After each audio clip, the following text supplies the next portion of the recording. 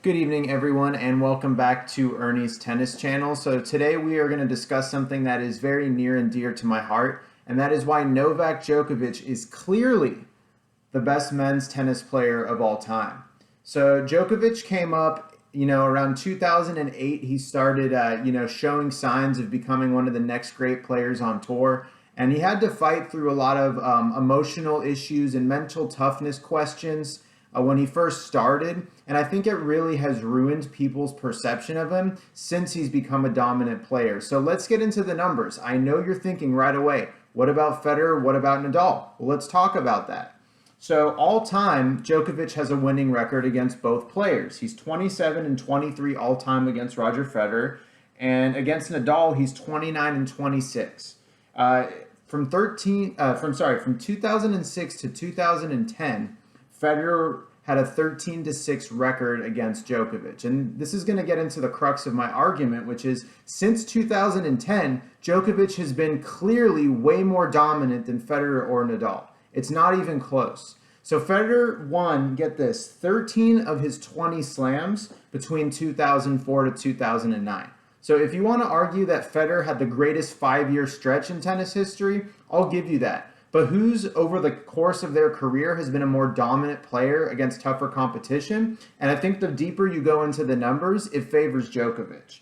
So again, since 2010, keep in mind, Djokovic turned 23 in 2010. The reason that the age 23 is really important to me is that that's generally the breakthrough age for men's tennis players. Federer won his first slam when he was 22, and then when he was 23 and 24, that's when he became the dominant, unbeatable player that really took the game over in those early years. So since Djokovic won his first Grand Slam at Australia in 2011, he has been the year-end number one 5 times. He's won all 17 of his slams since 2010. So over the course of the last decade, he's been the dominant player. There's really it's not even controversial. The statistics just support it.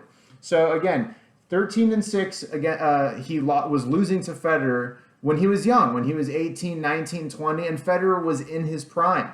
But since both of them have been in their primes and they've been equal players in terms of where they are in their career, Djokovic has been better. He's 10-2 in the last 12 contests against Nadal, and he's 15-11 against Nadal in finals. He's also the only person ever to beat Roger Federer at all 4 Grand Slam events, and he's done something that Federer never did, and that's beat Nadal at the French Open in 2015. So that 2015 year was the best season of all time by any player. I think it's pretty much universally accepted. Djokovic went 82-6. He beat Nadal at the French Open, and then Stan Wawrinka played the match of his career to beat Djokovic. And other than that, Djokovic would have won, the Grand Slam in a calendar year. He still won the career slam, so he's one of, just a handful of players to do that.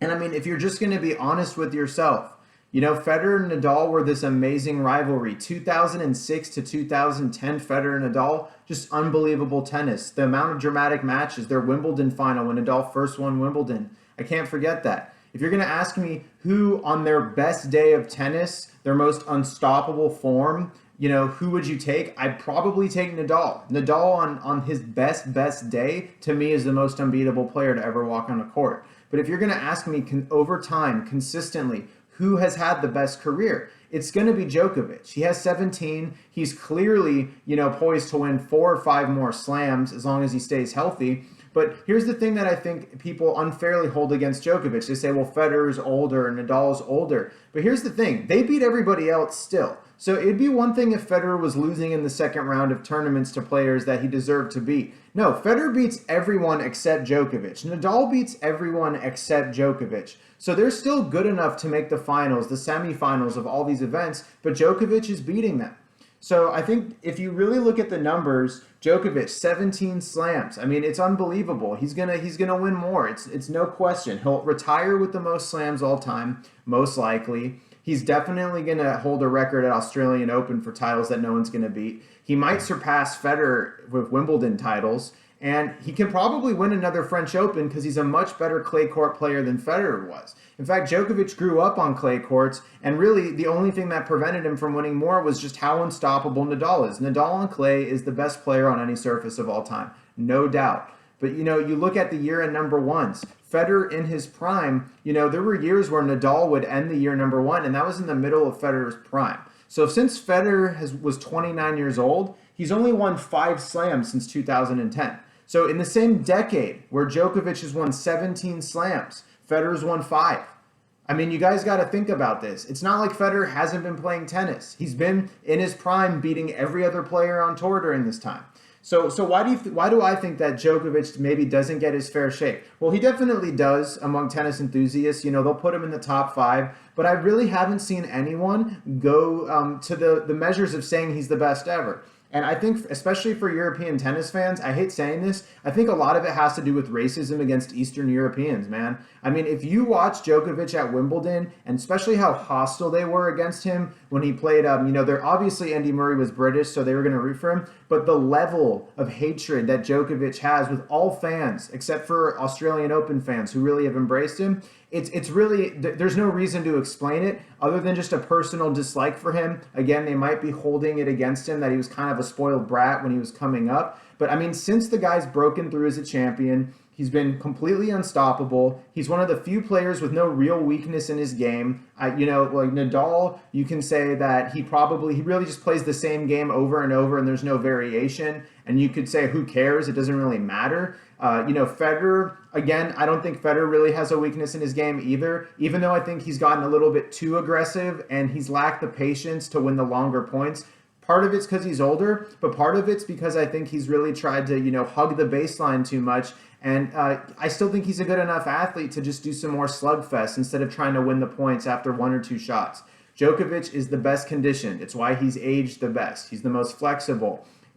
His serve is probably not better than Federer's. I would give him the edge in the serve over Nadal. His backhand, better than either Federer or Nadal as far as I'm concerned. Forehand, I'll give Nadal and Federer the edge, but Djokovic isn't that far behind. Court movement, Nadal's super fast, but does he cover more ground than Djokovic? I'm not convinced. So these are my arguments as to why Djokovic is the best player of all time. He's had the deepest field of great players to go against. Wawrinka, Andy Murray, those 2 guys are much higher caliber players than some of the other players that Sampras and Agassi had to play when they were dominating the field. A big knock I have against Federer is when he was winning those 13 slams was that his competition just hadn't matured yet. Nadal was still a teenager, Djokovic wasn't even on the scene yet, and there really wasn't another consistent great player that he had to overcome. I mean, Roddick was strong, and he definitely prevented Roddick from being a 5 or 6 time slam champion, but Roddick doesn't hold a candle to even Wawrinka. Wawrinka is a far superior player that Djokovic had to go against. Murray's definitely a better player than Roddick ever was, and those guys are the 4th and 5th best players of the generation, and Djokovic has had to go through all of them to win 17 slams. So that's my rant, 8 minutes on why Novak Djokovic is far and away the best men's tennis player of all time, winning records against the other 2 guys who are, for whatever reason, considered better than him. And he's going to have more slams than everyone when it's all said and done. So there you go. My favorite player. I'm definitely biased on the topic, but I think when you look at the numbers, they definitely favor Djokovic from a long-term perspective. Have a great day.